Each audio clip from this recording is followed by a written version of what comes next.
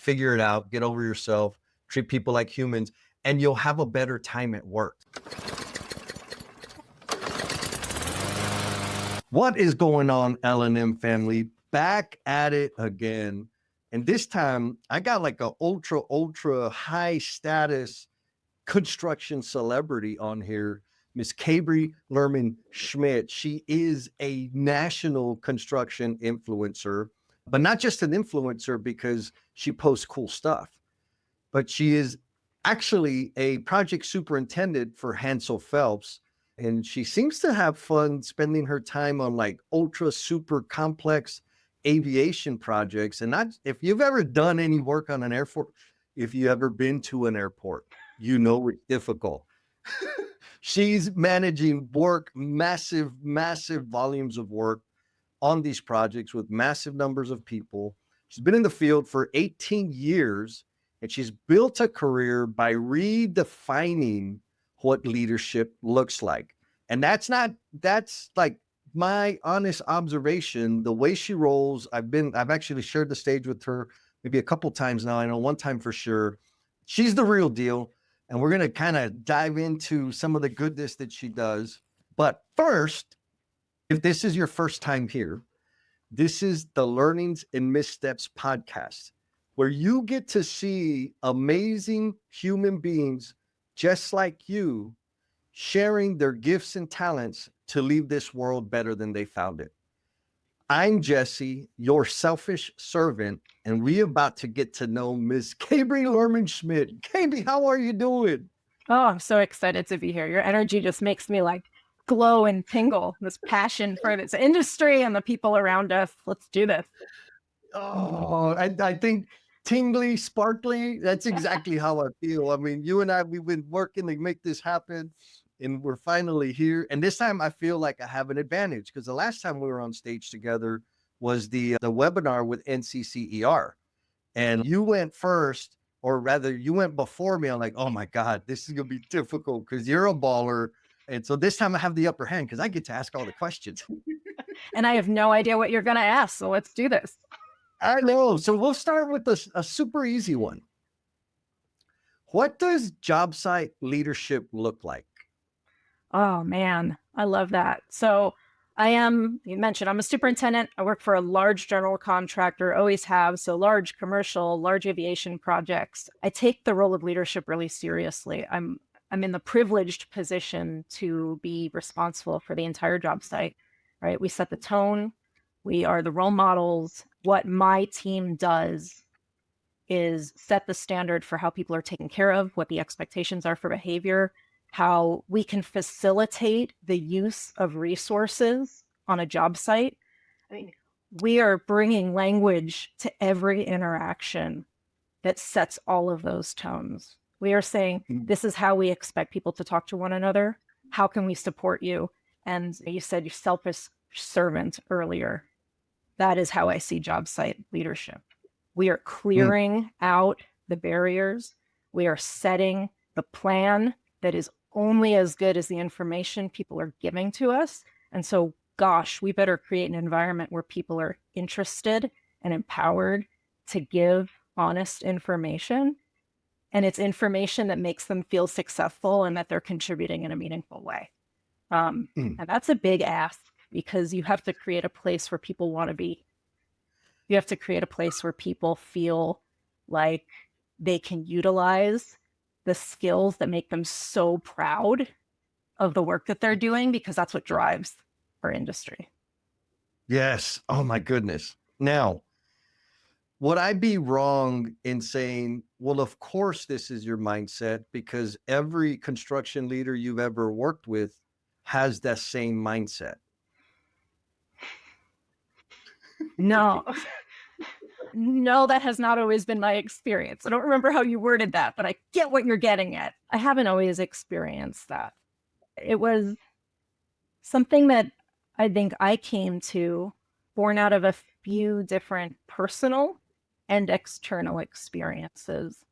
I'll be honest, some of them were driven by negative personal experiences, some out of the anxiety and the experience of being a 5'1.5" superintendent in the industry. Yeah. I was very driven by getting a lot of consensus built around my plans because I didn't want it shot to hell when I brought it up. I wanted people to believe in the plan and to know that I took into account their perspective, and I wanted them to understand my schedule and their place in it. And so I spent more time than my peers making sure that I had people's feedback and that my plan reflected that. And so this idea of consensus building and perspective taking became part of how I lead a project. I was criticized for that at times. I was told, Oh, don't pay attention to the drama of your cruise. But in reality, my night cruise driving the critical path right next to the passengers at the airport were the most successful. And so some of it came out of learning how to navigate my surroundings from my perspective, but some of it came from seeing how the best leaders around me were ah, able to create a language that other people bought into, or were yeah, able to adapt their language to communicate in a way that people understood and were able to say, ah, I know what's going on here, and to yeah, communicate to their audience well. yeah, yeah. They got to be able to put their hands on the handle. And languages, we're not talking like Spanish English, right? Yeah. We're talking, or French English, doesn't matter. We're talking about English English and the language that we speak. And that was part of my presentation, right? At the different levels of the organization, create holes for people to misunderstand, and that leads to other things. But you've had the opportunity of being around amazing leaders. And I think what I heard was your style, your approach was informed by both really painful negative experiences and some actual inspirational, transformational type leaders that you said, okay, I don't want to do this. I want to do this. Let me go this direction. Absolutely. Now, you said 5 foot half inch superintendent. Why in the world did you like, you and I are in the construction industry and there's a litany of career pathways. What was it about the superintendent role that you said, I need to do that? Because Ah, let me tell you first, like, you're killing it. You are setting a standard that I think every damn superintendent, aspiring superintendent needs to follow. But why in the world would you pick it? Because it is not like it was. It's probably the next to the a foreman, a trade foreman. It's the least glamorous job on the job site.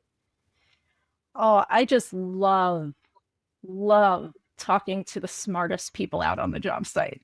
I mean, Yeah. to, to be able to, my favorite thing is being able to hear pieces of information and bring the people who understand it together to understand one another and to make a plan. And I saw that that was not always easy for people to do, to get people to talk to one another, first of all. And two, Mm. to be able to synthesize a plan out of all of the problems and all of the pieces of solutions that were out there. And being able to talk to people is fine for me. Like, I never had a problem with it. But being able to jump in and see those pieces and how they could come together and then convince other people to listen to one another, that, that's my jam. And I get to do that right now. I'm all fancy because I'm in pre-construction, and I get to do that with the owner and the design team. And that's kind of the special role I've built for myself. Is I started in pre-con and I roll over Ah, to the superintendent. I've done that on a number of projects now, which is pretty yeah. cool because I get to understand and I get to tell all of my crews why they're doing what they're doing. Yeah. But the reason I love being a superintendent is because I get to be out there solving the problems. I get to be able to look at it and touch it and really understand what the challenge is for the people who are doing the work. And then I get to hear their stories, and the stories are the best. Just Yeah. the passion and the intelligence is. I could go listen to, I'm married to an engineer. I get to listen to that kind of smart people all the time, but it's nothing compared to our skilled trades people and the Yeah. amount of just precise knowledge. I I take it as a point of pride to be able to be that connected to our people out in the field.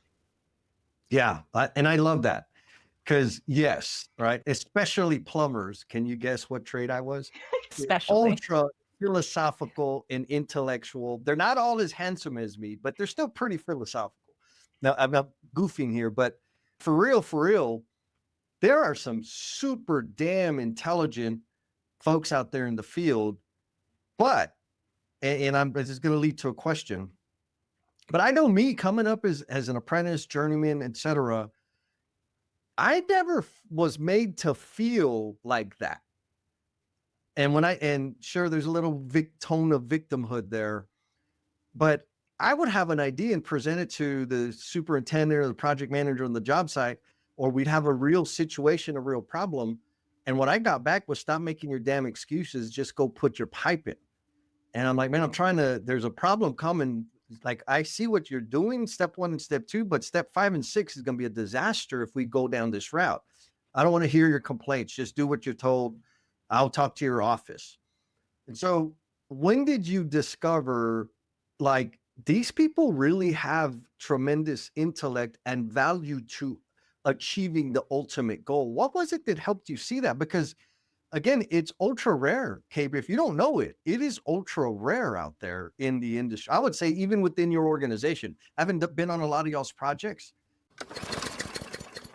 Let's do the L&M family member shout out. And this one goes to Daryl Della Foss. He's attended what is now known as the Self-First Time Mastery Workshop. And Daryl sent this. He says, awareness of getting work habit planning into my personal life, the value of breaking down large personal activities that are dancing in my head into detailed to-do list tasks on a calendar to commit to was invaluable.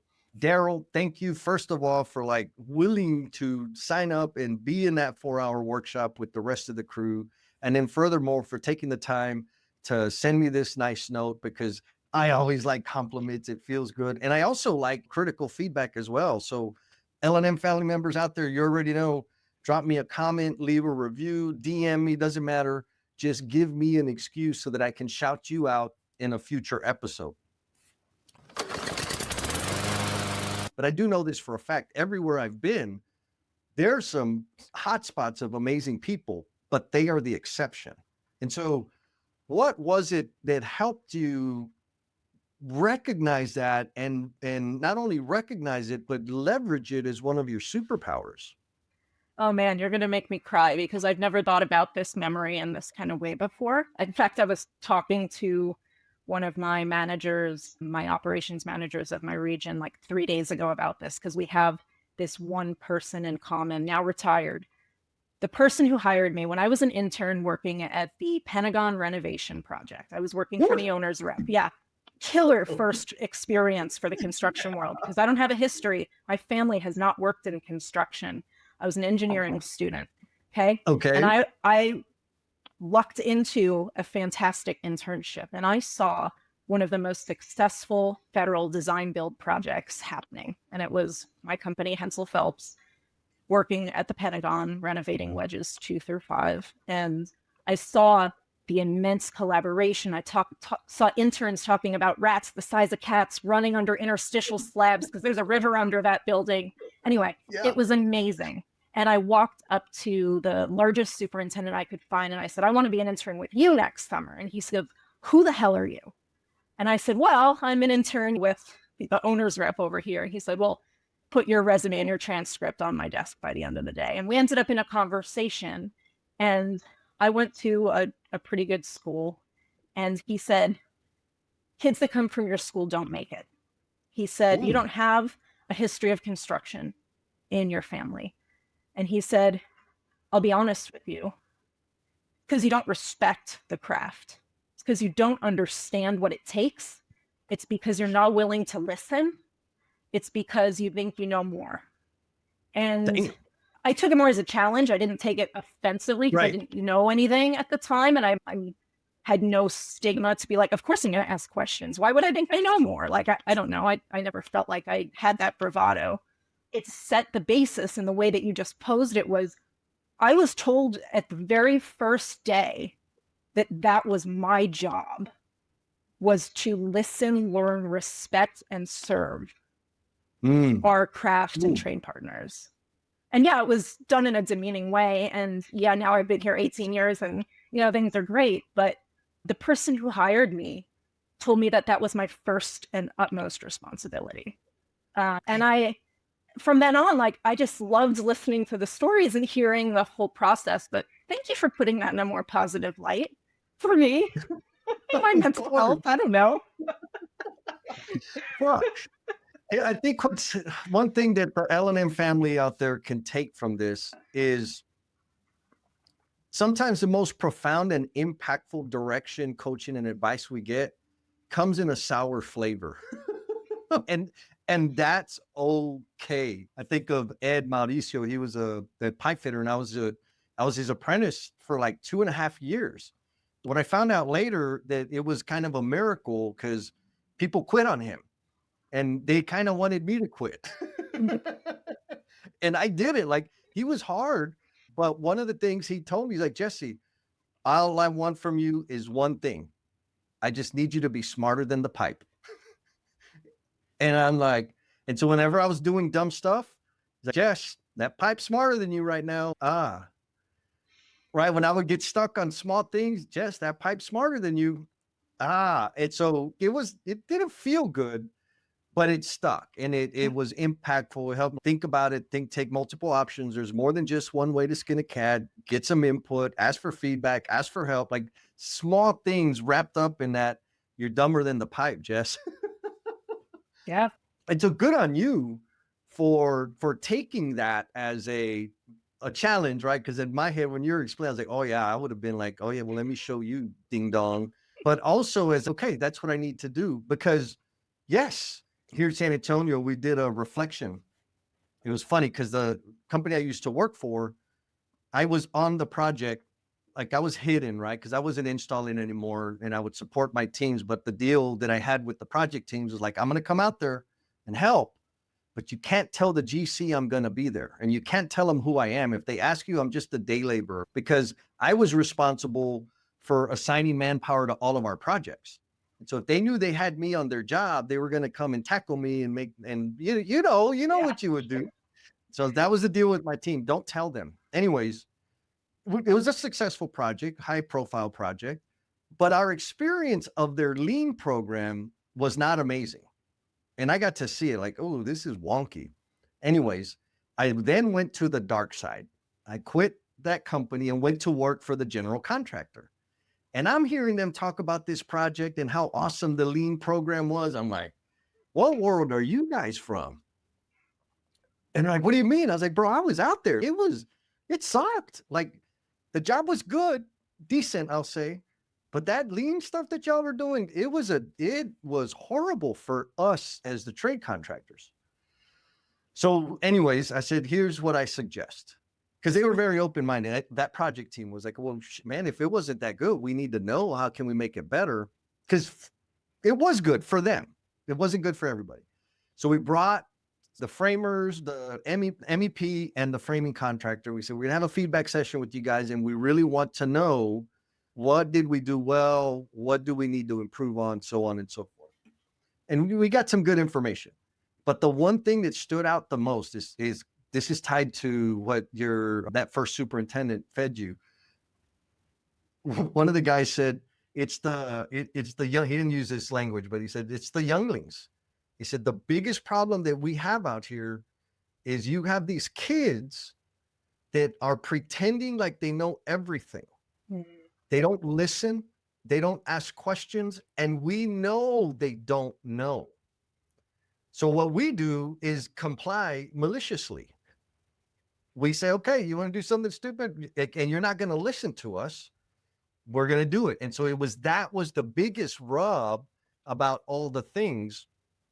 And so, and I was like, okay, well, how do we handle that? And again, one of the trade leaders was like, man, all they got to do is ask us. We want to teach them. We want to help them.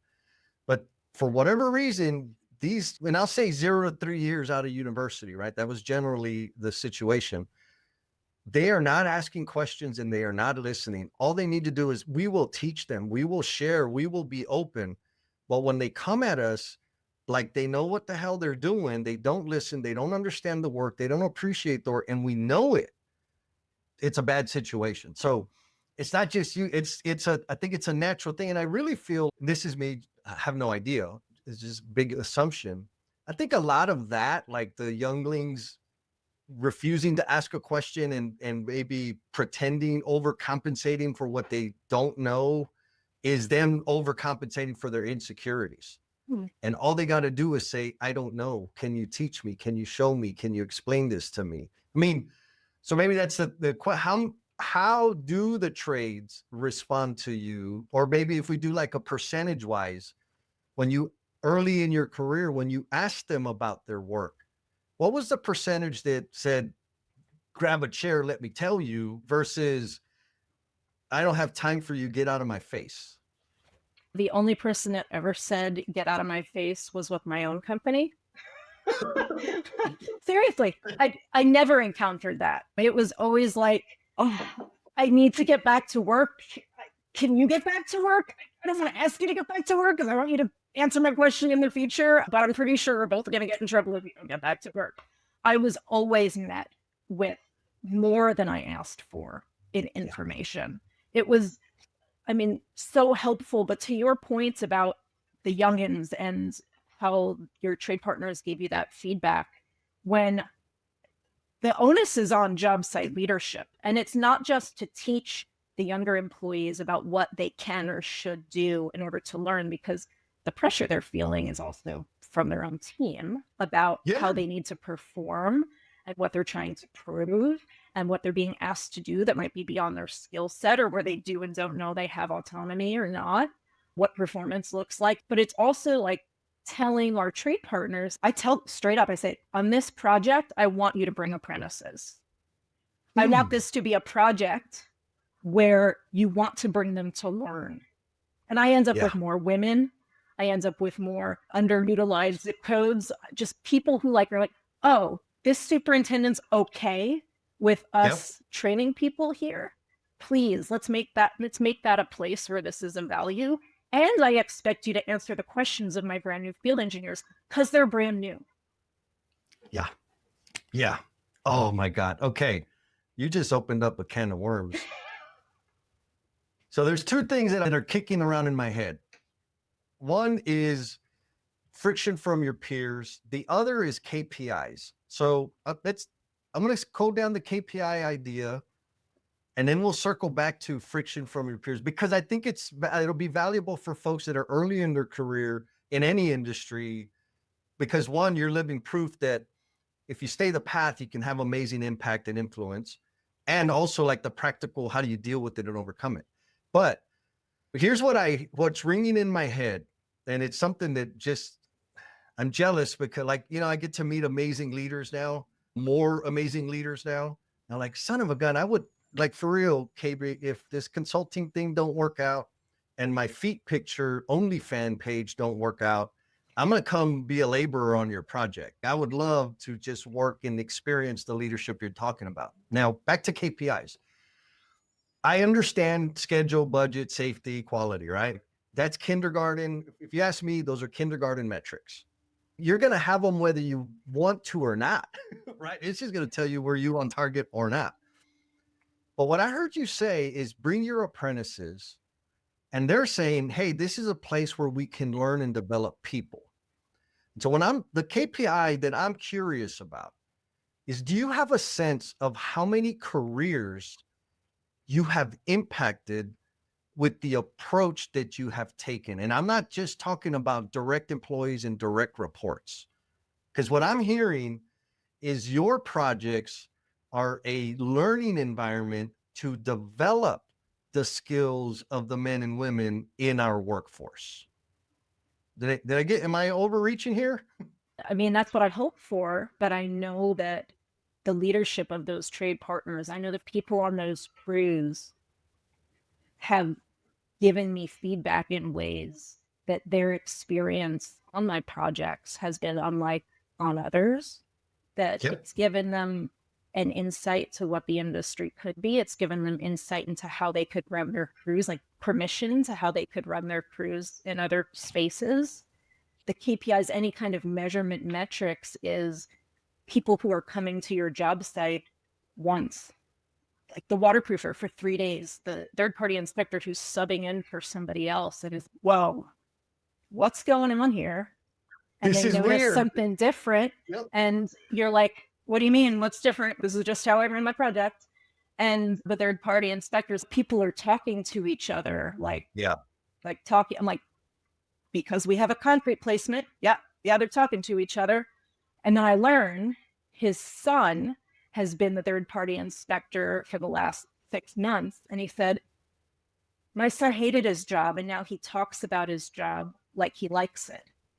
Yeah. Like that, when the pile, rig foreman is saying he went home and decided that his kindergarten son's class needed cow bones buried in the yard for an archaeology project over the weekend, when instead of saying, my kids will never be in this, you're doing that.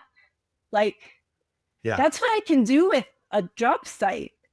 Yes. Like, and anybody can. Yes. You can do that as an office engineer, project engineer, calling the structural engineer, saying, instead of, you got to change that on the submittal, could you explain why you didn't do that on the submittal? Remember, I'm married to a structural engineer. I hear these stories all the time.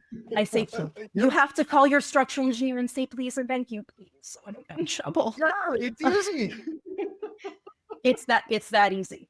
It's literally sharing your thought process and offering the resources you have, which can be like a green check mark on a submittal.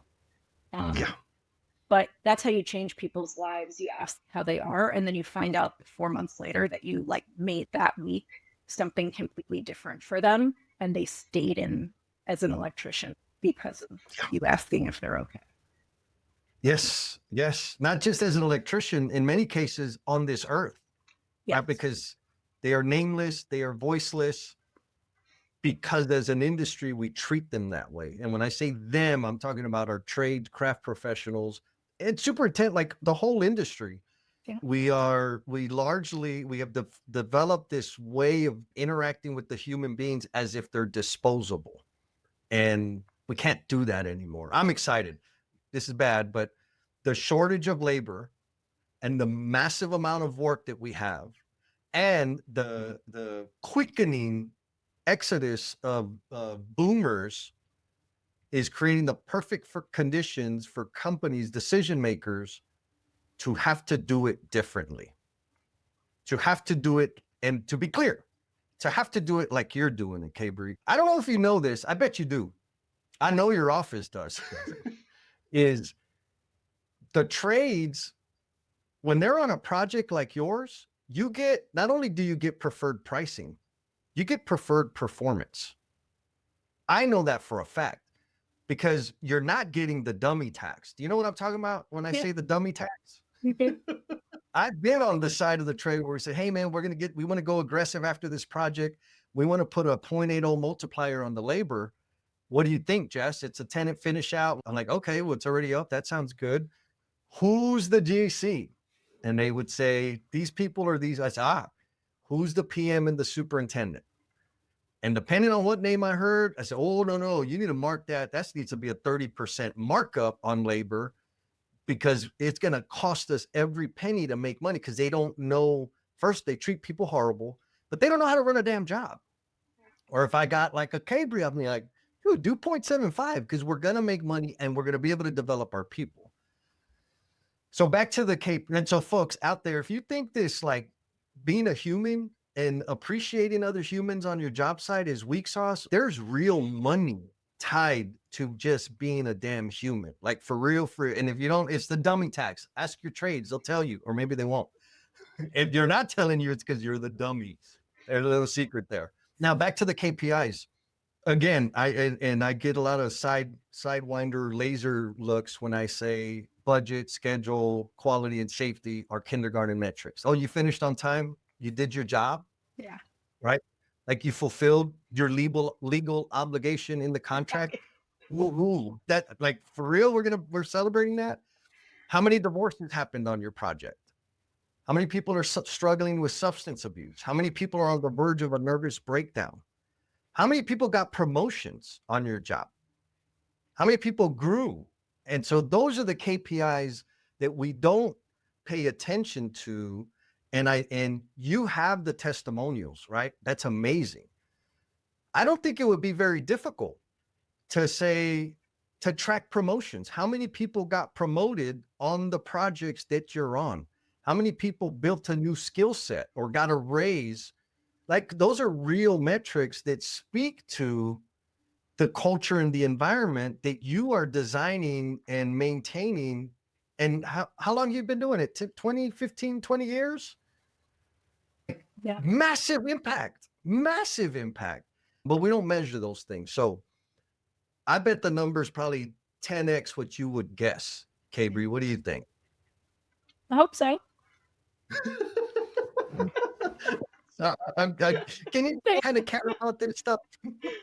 It's great. No, you're right. I mean, that's how we should be thinking of our people. I'm passionate about the industry's mental health and our workforce well-being. I'd love to champion the topics of suicide awareness and psychological safety. But the reality is that we have people coming to our job sites every day that are whole people, and all of the KPIs that you reference and really their life wellness needs to be accounted for. Yes. And I do think that the industry is in need of a shift, but also that there's more and more conversation. Finding you online, it's a whole community of people who are talking about how to treat people right within the industry. Yep. It's like my favorite part of LinkedIn is like people like, don't go to LinkedIn, that's only people trying to recruit other people. I'm like, but no, there's this whole community of construction people who like love people in construction. Yes. Trying to explain it, and they're like, what are you talking about? I'm like superintendent 2.0. Like, I don't know how to explain it, but I can tag people for you. Yep. Yep. Oh, no, you're right. It's turned into a pretty interesting, weird, but amazing thing. And I'm here for it. Until they kick me out, I'm going to be a part of it. Now, I'm going to go at the psychological safety, but first, I got left people hanging with the friction from your peers thing. You are a change agent. You know this. I don't know if you know it. I'm telling you, but I think you know it. You're a change agent. You're a catalyst for change. You're an influencer. But that does not happen without friction. And so I'm curious for the young L&M family member out there, even the experienced L&M family member that has been apprehensive about affecting change because of the friction. What do they absolutely need to expect? And what are some tips to like working through the friction? Sure. I think that the methods that I like to think I represent, the relationship building, the how to treat people, the thinking about how you can use your resources to support other people. I think that anybody can personally recognize their ability to do that within their sphere of influence. And what you can recognize is that it will make a difference from where you're at. It will make a difference as a PE. It will make a difference as an assistant superintendent, as a foreman, as a journeyman, as an apprentice, treating the people around you better. It will make a difference, and that will spread throughout a job site. Anybody can create that kind of environmental change, that feeling of, oh, that person isn't just treating somebody like crap because their area is clean. They're actually supporting by handing a broom. Like, that changes the dynamic, and anybody can be that catalyst for change. And so one, recognize that this doesn't need to be a grand experiment. Yes. It can be you acting within the realm of your own resources. So that's one. Two, because I'm high leadership now, right? Like it's a very different animal now that I can talk about it in a way that I actually can back it up with a change order or contract terms or whatever. I can change the job site hours. I can talk to the Port of Seattle or whatever. Yes. It has not always been like that, but I can still work towards the same outcomes of relationship building. But to get pushback that your style doesn't match other people's, yeah, that can come up in a performance evaluation. That can come up in a, well, I think you're wasting your time, or that looks like you're too much dramatic information with me, which of course goes into stereotypes about gender. I'm not a social person. I'm not sitting there chatting all day. Believe me, I'm not. But yet you're comparing me to that. There's that risk. And so, of course, as a woman in the industry, I always need to walk the line about whether I'm being compared to being dramatic or overly anything. And so there's the constant management of how are you doing your job? Are you working towards the outcomes that are expected of your position? And even if I'm disrupting, I am working towards the operational outcomes that not only my company is expecting, I'm trying to improve on understanding and delivering on what my audience, what my trade partners, what my design team members are trying to achieve. And maybe that's the thing that gets misconstrued so often is that people think that you might be working in a different direction than the project because they see a different method. But to explain that, no, I'm literally trying to make our teammates successful and to convince people that that's not anti our own success. Rising tide raises all ships. Yes. It is not detracting from our success to make everybody successful. Literally, when my concrete trade partner starts coordinating the delivery by themselves with the plumbing contractor is a freaking win for everybody. Yes. I don't need that extra call at 4:30 in the morning. A text saying it's done is just fine.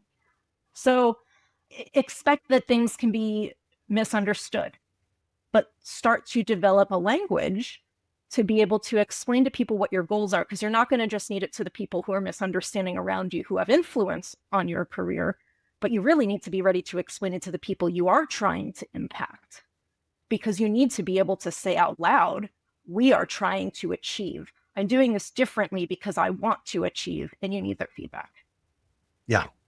Oh, I love it. I love it. Like, two key points, folks, out there in the omniverse is you can affect change directly where you're at right now. You don't need to have the title. You don't need to have the authority.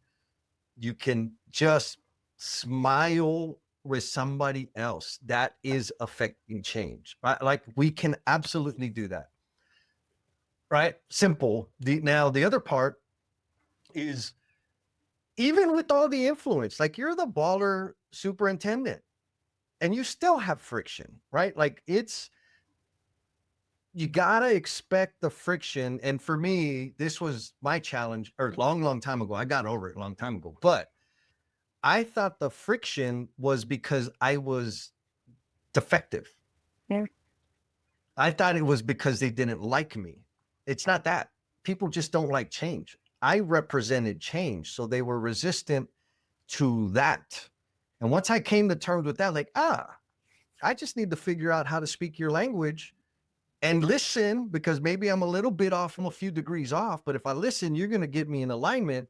We start speaking the same language and we can make something happen, but it doesn't happen overnight. And the reason I'm banging on this is because I know a lot of people that want to see change and they think that they need to talk to the CEO and then the CEO is going to listen and go make the change. Man, I've never been able to do that. So if you can do that, go do it. But when I make change, I change my behavior, I impact and influence the people closest to me, make their situation better, develop a body of work, it becomes easier for me to start changing upward instead of horizontally, but the friction never goes away. So anyways, what do you think, Kabri? Do I just make it too difficult? I'm sure that leaving this world better than you found it doesn't happen by accident. And I want to help you spend more time making this world better for yourself and the people you care about. So I want to invite you to the next Do the Damn Thing Time Mastery Workshop, because we're going to be having some fun. We're going to be taking all those goals, those ideas, those projects, those dreams, the things that you keep putting off because of the commitment you make to work and the commitment you make to family and the commitment you make to everybody else except for yourself. When you get those out of your head and finally come up with a plan, make the space find the time for you to make those things real, for you to like actually get the ball moving on the things that are going to give more flavor and meaning to your own personal life. Check the show notes for the link. I hope to see you there. And back to the show. No, I mean, the example that I gave of the concrete trade partner talking to the plumber, real example, but let me be clear. That was 9 months of me working with that concrete trade partner to trust the different process. And I don't blame that crew. They had been beat down by GCs for freaking years on high rises, right? And I bring them to my little project and they're like, who's this lady? And I'm like, you have to talk to my staff. I want you to make sure that you're training people. They're like, no, we're like a highly refined team. Like we can do repeat. We're great at all of our post tensions. Like we are refined. I'm like, I'm so glad you're here. And also I want you now to do more since you're so great at that. And it took 9 months to gain their trust. And when I say 9 months to gain their trust, I mean, every single day there was some form of the conversation of, I am here to support you. My field engineer is doing as-built severe reinforcing to talk to the engineer for you. Now, were there some backslides? Was there me like really getting angry about them pulling a 40-foot trailer onto the job site without telling me? Sure. There were a couple little hiccups in the road. But after all of that time, they left that job site and I could call that superintendent for anything. And he changed how he coached his own crews. The people on his crews who were unwilling to make eye contact with with my staff are now training teams of apprentices. And like when I did some 360 reviews a few months ago, I know it was he that wrote in here. He said, when I visited the job site before the project started, she wrote down every word I said to make a plan. And I'm like, that's all it takes, folks. Grab a notebook. It sounds dumb, like, just take notes. No, when you take notes, specifically GC to trade partner, or I don't really like the word trade partner. Kabri, I have issues with it. Oh, good. Tell me why. Because when we're partners, there's shared risk and shared reward. There is not the power dynamic is absent. Okay. I understand the philosophy, and I would even go as far as to say you probably treat people like partners on site. Now, as a subcontractor, when I submit an invoice, it's 45, 60, 90, 180 days till I get paid, and retainage is being withheld. How is that? Like, I don't want partners that treat me that way. So call me whatever you want, but if you're not going to treat me like a partner, don't call me a partner. And also there's the kind of the technical element of it in IPD. That's where the term comes from. And they are actually partners because their signatures on the contract of shared reward and shared risk contractually on the ultimate performance of the project. So in my head, I get the sentiment, but people use it and fail to technically deliver on what a partnership would look like, A, and B, they just it's just another damn word. I'd better off calling me dumbass because that's how you're treating me. Fair. What do you think? Is that, am I too sensitive? No, I mean, it's based on your experience with it, right? You have both like the ideal situation with IPD and true partnerships. You have the negative experience of payment. I could go on and on about how I'm 4 months behind here with my partner of an owner, but exactly. But I understand. I do. All I can say is that when I say it, it's because I want you to believe it, and I have to. I need to live up to that in every conversation. Otherwise, I do the same the same disservice to the term, and it's useless. If I use 100%. it wrong, then it's doing more harm than good. Yes. And I'm also going to add that you don't have to, I understand the whole payment and financing. I get that. Whatever. It's not that we don't hard, need to argue about payment terms. Right. Just freaking treat me like a human being, and then you can call me trade partner. For real. Be nice, be cool, and then you can call me whatever you want. But if you're gonna be the typical BS, just call me dumbass. Don't waste your time calling me partner. That's all I'm saying. Now, two things you said again for our construction professionals out there that again speak to the level of empathy that you have. One, 9 months. Took you 9 months to get the concrete guy over the hill, right? To kind of finally get that puzzle piece to lock in. I'm going to say that's kind of fast. Like for real change in terms of relationships and behaviors and trust. 9 months, like nice, because it takes an enormous amount of time. It takes an enormous number of reps. And this ties to the second part of a point that I want to make, to heal and mend the wounds that our craft workers bring to your job site. And so what do I mean by that? You already said it. You are the exception. You didn't say that. I'm saying it.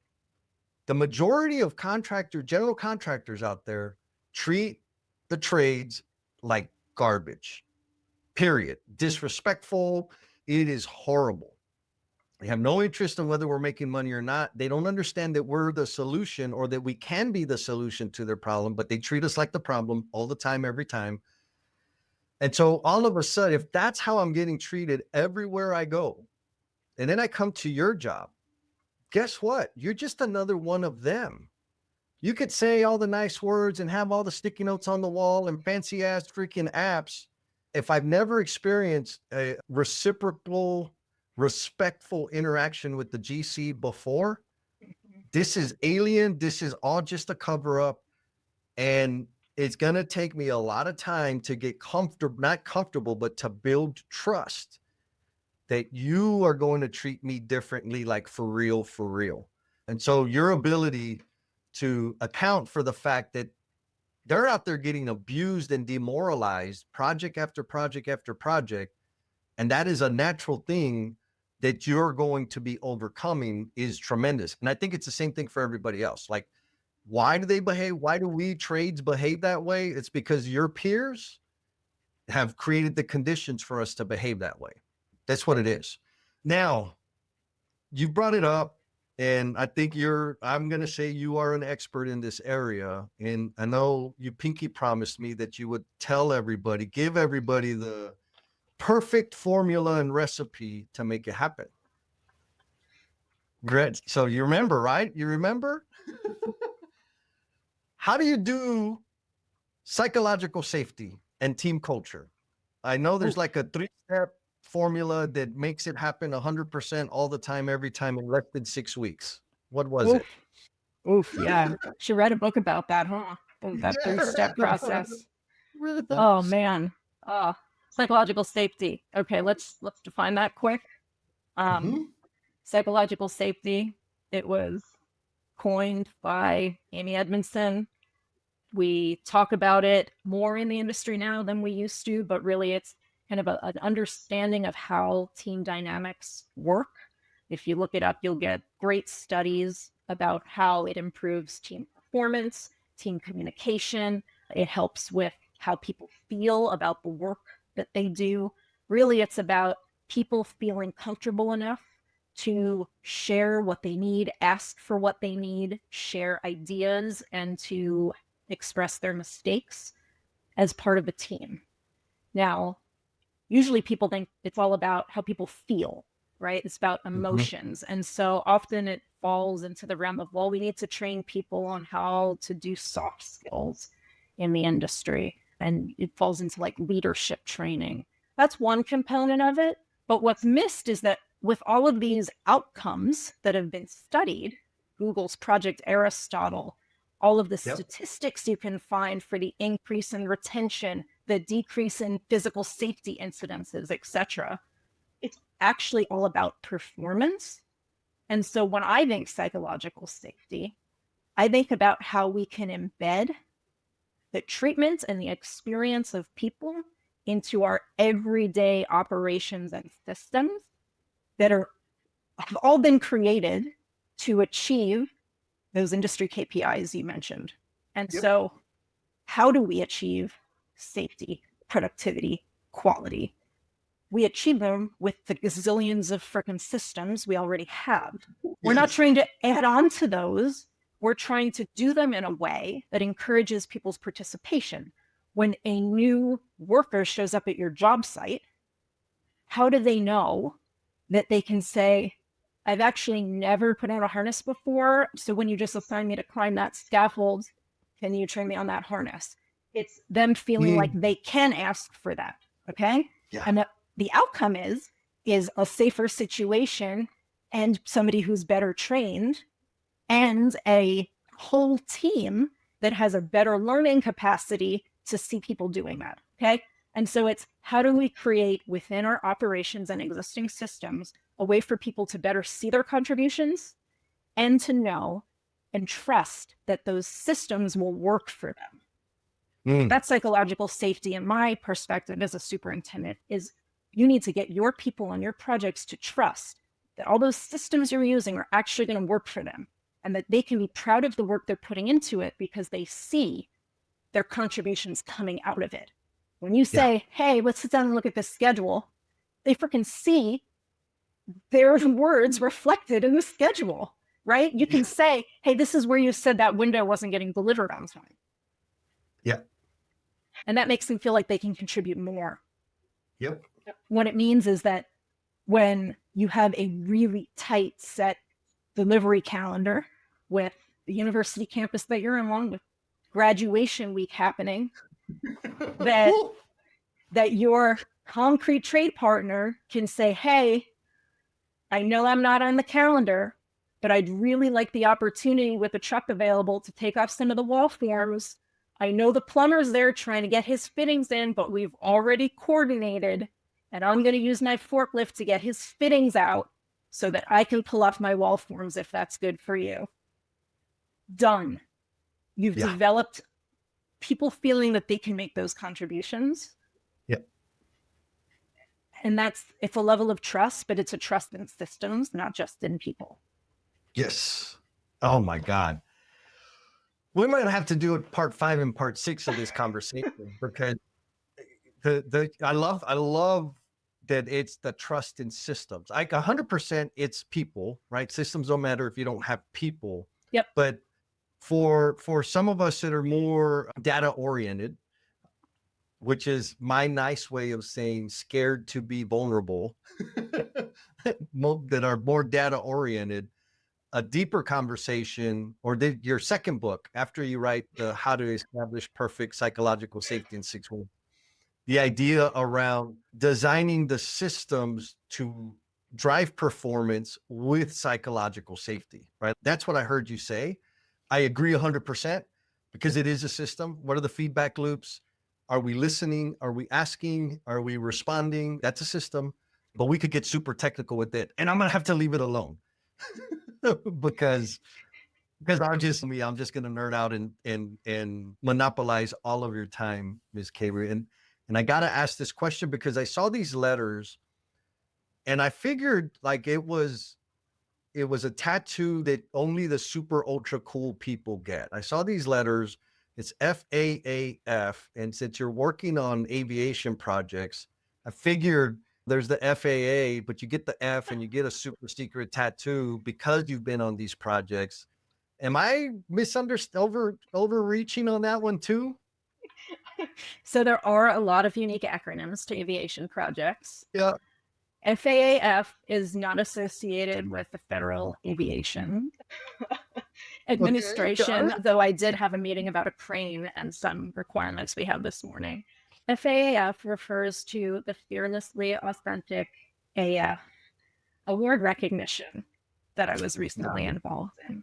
And so that was a super awesome kind of process to be not acknowledged necessarily personally, but this award recognition was about authentic leadership cross industries.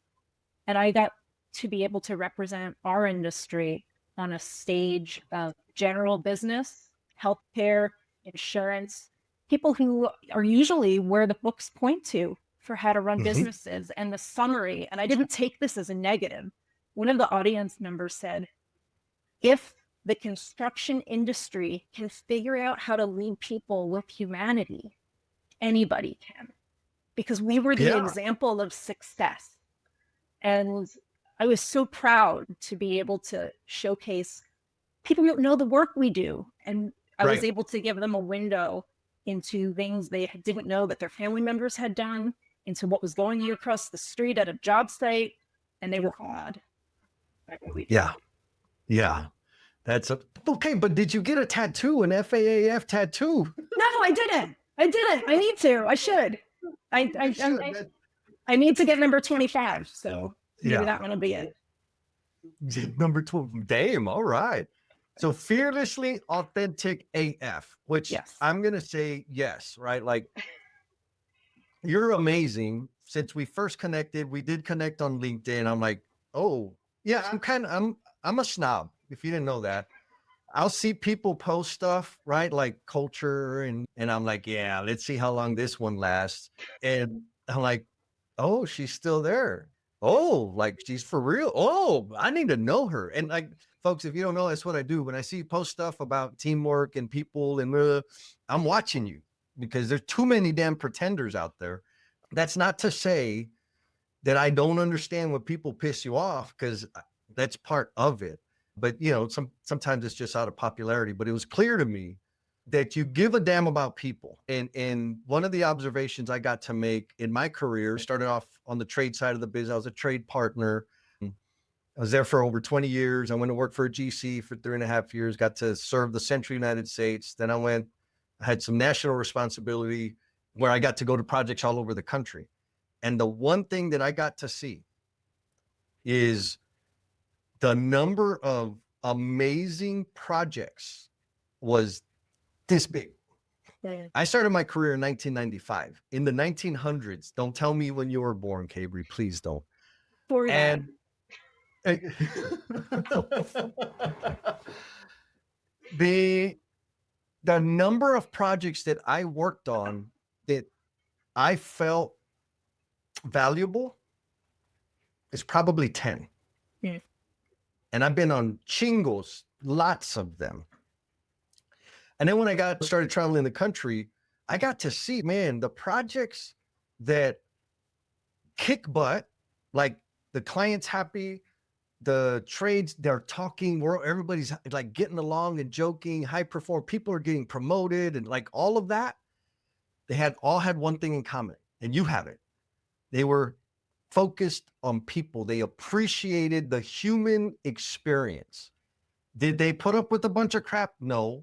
Did they lollygag around and enable whining and complaining? No. But they valued people and they created conditions for people to thrive. And so, of course, you're fearlessly authentic AF. And that's the other element is you're doing it your way against the grain, because it is against the grain. Maybe not anymore so much at Hensel Phelps.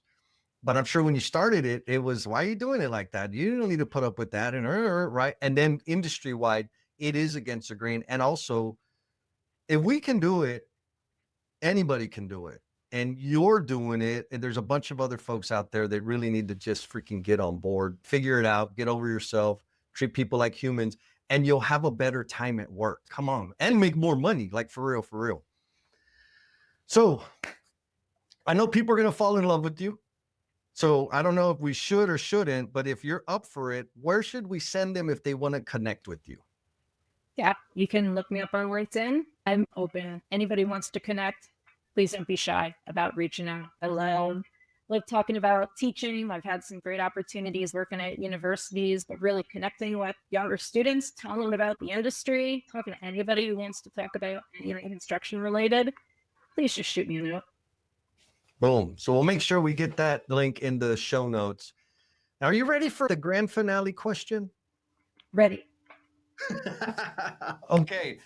I'm expecting, or I'm anticipating, I shouldn't say expecting, I'm anticipating a pretty profound response because and you've been very gracious and elegant about probably some of the stinky stuff that you've dealt with in your career. Because there's no doubt in my mind that you've had to overcome some bullshit. And you still maintain a positive outlook, investing in everybody around you beyond your responsibility within your organization, within the industry at large. And so that gets me excited about what you might say to this question. What is the promise you are intended to be? I want to be the bridge between how field operations creates powerful connections at the job site level that serves the wellness and operational goals of organizations. There needs to be a champion of like field leadership culture. And I know culture is an overused word, but it's somebody who can understand the link between systems and people, somebody who can provide that oversight, somebody who can just champion that messaging and make sure that people are looking at those right KPIs. And I'm too proud of my conviction to the job site to just let that go. It's to union meetings and just be a general superintendent and be too parapet for the job sites. I want to be that translator. Keep influencing the industry from job site leadership level, or even if it's like these massive aviation projects, just gives me the ability to touch your people. Yeah. I got chills. They're multiplied.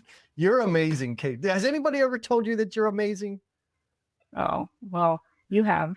So thank you. Well, thank you. Thank you for sticking it out all the way to the end. I know you got a whole lot of stuff going on. And in appreciation for the gift of time that you have given this episode, I want to offer you a free PDF of my book, Becoming the Promise You're Intended to Be. The link for that bad boy is down in the show notes. Hit it.